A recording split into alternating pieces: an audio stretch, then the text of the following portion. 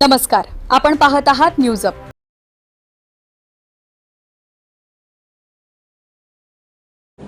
आज अहिल्यानगर मध्ये मी पत्रकार परिषद घेतली आणि या संदर्भामध्ये पत्रकार परिषदेला विशेष करून आपला लढा हे नाव देण्यात आलं। याचं कारण म्हणजे ज्या वेळेसपासून महानगरपालिकेची निवडणुकीच्या संदर्भात यादी ही प्रकाशित करण्यात आली, त्याच्यामध्ये हजारोच्या संख्येने हरकती नोंदवण्याचं काम संबंध नगरकरांनी केलं, निवडणुकीतील संभाव्य उमेदवारांनी केलं। आणि ज्या वेळेस सुरुवातीचा पहिला दुसरा दिवस होता, त्या पहिल्या दुसऱ्या दिवसामध्ये आपण जर बघितलं तर शेकडोने हरकती होत्या, परंतु त्या नंतर पोहोचल्या हजारोच्या संख्येवर। आणि ज्या वेळेस शेवटचा दिवस आला त्यावेळेस आपल्या महानगरपालिका प्रशासनाने सांगितलं की 9,500 हरकती त्याची नोंद झालेली। शेकडो नावं ह्या प्रभागातून त्या प्रभागात गेले। त्याच्यानंतर आता 3च दिवसापूर्वी दुसऱ्या मतदारसंघातली श्रीगोंदा विधानसभा मतदारसंघातली 4,381 नावं त्याची हरकत शेवटच्या दिवशी आम्ही घेतली। निवडणूक जे मुख्य निवडणूक अधिकारी आहेत आयुक्त यशवंत डांगे यांना भेटून, आयुक्त साहेबांना भेटून आम्ही ती हरकत नोंदवली। पहिले तर आम्हाला ते आमच्या एवढ्या मोठ्या हरकती स्वीकारत नव्हते, परंतु आम्ही देखील त्यांना विचारलं की ज्यावेळेस तुम्ही एखादा निवडणुकीचा कॅम्प आयोजन करता मतदारांचा, त्यावेळेस तुमचेच BLO आपलेच BLO त्याच्यामध्ये गठ्ठ्यामध्ये नवीन मतदारांची नोंद होती आणि ते गठ्ठे स्वीकारले जातात, मग आमचे का नाही गठ्ठे स्वीकारत? त्याच्यामध्ये मग ते आमचे असलेले हजारोच्या संख्येतले दुबार नावं जे नगरमध्ये आलेले आहेत त्याची हरकत आम्ही नोंदवली। आता जी अंतिम यादी प्रसिद्ध झालेली आहे आणि एवढ्या मोठ्या हजार संख्येने ज्या हरकती दाखल झाल्यात याच्यावर नेमकी प्रशासन करणार काय हे बघायचं आहे। सगळ्याच्या सगळ्या हरकती जर स्वीकारल्यात एवढ्या हजारोच्या संख्येने, त्या सगळ्या हरकती त्याच्यामध्ये ते करणार काय आहेत? नेमकी निष्पक्षपणे करणार आहेत का, किंवा कुणाचं तरी ऐकून करणार आहेत का, किंवा कुठल्या दडपणात आहेत का, हे खऱ्या अर्थाने बघण्यासारखं असणार आहे। आणि जर त्याच्यामध्ये काही गोष्टी आम्हाला तफावत जाणवली, आढळून आल्या, त्याच्यामध्ये न्यायदेवता आहे, न्यायालय आहे, कोर्टाच्या मार्गावर आम्ही असणार आहे। जसं आपल्या नगरचंच नाही, संबंध महाराष्ट्रामध्ये देशभरामध्ये या मतदार यादीबद्दल ह्या निवडणूक ज्या पद्धतीने सत्ताधारी निवडणूक दडपशाही करून प्रशासनाकडून त्याच्या पद्धतीने घडवती, त्याच्या विरोधात हा लढा उभारलेला आहे।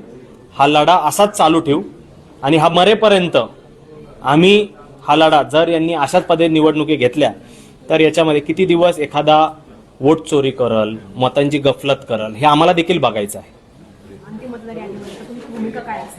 आम्ही कोर्टात जाणार आहोत, आमच्याकडे पुरावे आहेत। आम्ही आयुक्त निवडणूक अधिकारी जे आता नेमलेले आहेत जिल्हा प्रशासनाकडून, आम्ही त्यांना त्या ठिकाणी जेवढे आमचे आक्षेप नोंदवले आहेत आम्ही जिल्हा प्रशासनाच्या विरोधात जाऊ। ह्या निवडणूक प्रक्रिया जे राबवणारं प्रशासन आहे त्यांना त्या ठिकाणी पार्टी करू, त्यांना विचारू आणि न्यायालयात आम्ही आमचे कागदपत्र सादर करू, आमच्याकडे जे पुरावे आहेत ते। मोठ्या प्रमाणावर अहिल्यानगर शहरामध्ये मतदार याद्यांचा गोंधळ आहे, नेमकं तुमचा आरोप कोणावर? मी सांगितलं पत्रकार परिषदेमध्येच की जिल्हा प्रशासन असो इथं संबंधित, आणि आता आपल्या महानगरपालिकेचे आता आयुक्त साहेब आहेत, आम्ही ज्या हरकती नोंदवल्या आहेत याच्यामध्ये प्रभाग रचना देखील याच्यावर गंभीर स्वरूपाची तक्रारी करण्यात आल्या, शंका निर्माण झाल्या आणि त्याच्यावर आक्षेप नोंदवण्यात आले की ह्या प्रभाग असे काय फोडलेले आहेत, याची फोडतोड कशी केलेली आहे। तसं मी माझ्या पत्रकार परिषदेमध्ये सांगितलं की एका पद्धतीचं एक लहान मुलाला असं पेन जर गिरवायला दिला, पेन्सिल गिरवायला दिली, त्या पद्धतीने या प्रभागाची फोडतोड केली, म्हणजे हे दडपणाखालीच केलेलं आहे। आम्ही तर उघड म्हटलं साहेब, काय वाटतं कोणाचं दडपण आहे? सत्ताधाऱ्यांचं। नेमकं कोण सत्ताधारी? सत्ताधाऱ्यामध्ये मी सांगितलं पालकमंत्री आले, सगळे आमदार आले, आता इथं महानगरपालिकेमध्ये कशा पद्धतीने दडपून आणि गुंडराज करून ही महानगरपालिकेचं प्रशासन चालतं हे आपल्याला सगळ्यांना माहीत आहे। दुसरं असं आहे की लोकसभेला आणि विधानसभेला ही मतदार यादी वापरण्यात आली, तर आता ही पालिकेच्या ज्यात पण तुम्ही मतदार यादी, प्रारूप यादी प्रसिद्ध केली आहे, याच्यामध्ये प्रशासनाला नाव निदर्शनास आली नाही? आम्ही ती सगळा बंच दिलाय, हे 4,000 4,500 मतदारांचा बंच दिलाय, याच्या संदर्भात आपण काय करणार आहेत? याला तुम्ही दुबार मतदार म्हणणार नाही का?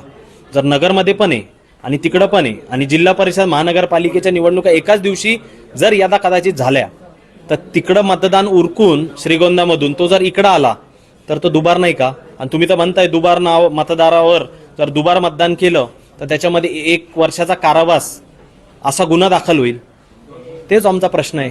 बीजेपीच्या कार्यकर्त्यांमध्ये अगोदरच चर्चा होती की आम्हाला मतदार याद्या मिळालेल्या आहेत आणि असं पण 2 दिवस लेट झाले मतदार याद्या द्यायला, ती माहिती आहे सगळ्यांना. मग त्यांच्यामध्ये हा असा जो आत्मविश्वास असेल, आम्हाला जनतेपेक्षा लोकांपेक्षा आधी मतदार याद्या मिळतात, मग अशाच पद्धतीने ते निवडणूक आणि सत्ता काबीज करत आहेत सगळीकडं. मी जसं सांगितलं, महानगरपालिकेची निवडणूक 25 मतावर सुद्धा येऊ शकते आणि येते. काही उमेदवार हे 10 मतांनी सुद्धा निवडून येतात. आणि जर अशा मतदारांमध्ये अशी जी गफलत जर असली, खोटी मतदान असली, डुप्लिकेट मतदार असले आणि तुमच्याकडे तो डेटा आधीच अवेलेबल असला तर का नाही तुम्ही निवडणूक जिंकू शकत? हेच आमचं म्हणणं आहे. अशाच विश्वासार्ह आणि खरी बातमी पाहण्यासाठी न्यूज अप चॅनलला लाईक आणि सबस्क्राईब करा. धन्यवाद.